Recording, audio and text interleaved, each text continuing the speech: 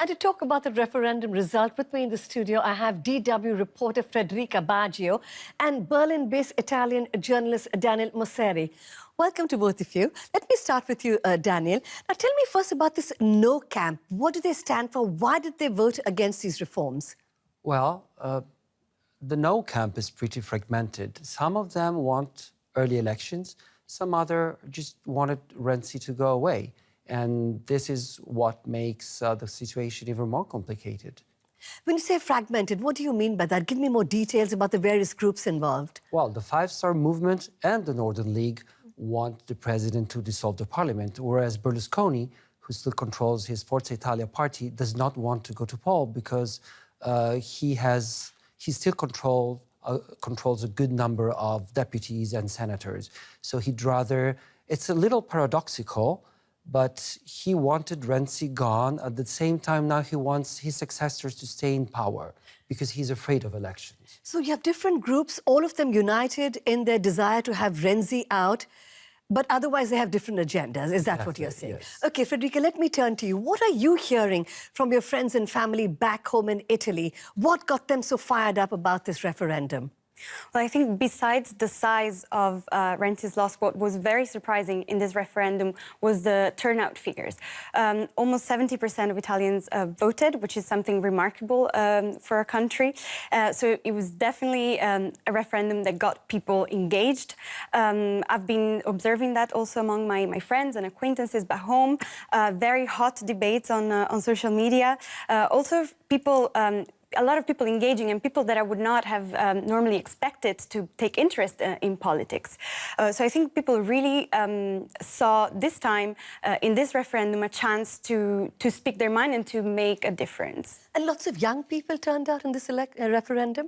Young people got definitely very involved, yes. And youth unemployment is very high in Italy, is that exactly, right? And that's one of the main issues and what we believe that actually led so many people to vote no.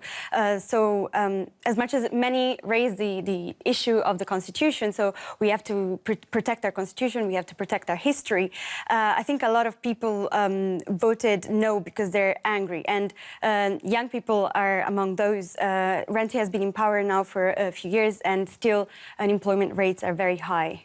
So people are angry, as Federica says. Daniel, what is your view? How much of a role did the economy play in this referendum? I agree with what Federica just said. People aged 30 or also in their 40s cannot find a job. Unemployment is too high, and it's hard for many to buy an apartment, let alone get married or have kids.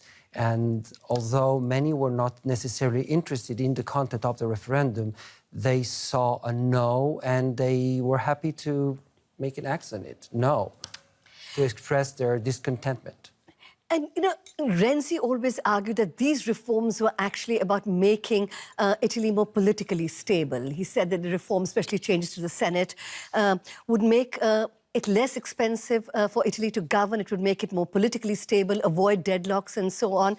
But to what extent were people worried, Federica, let me put this to you, about too much power being concentrated in the hands of the Prime Minister as a result of these reforms?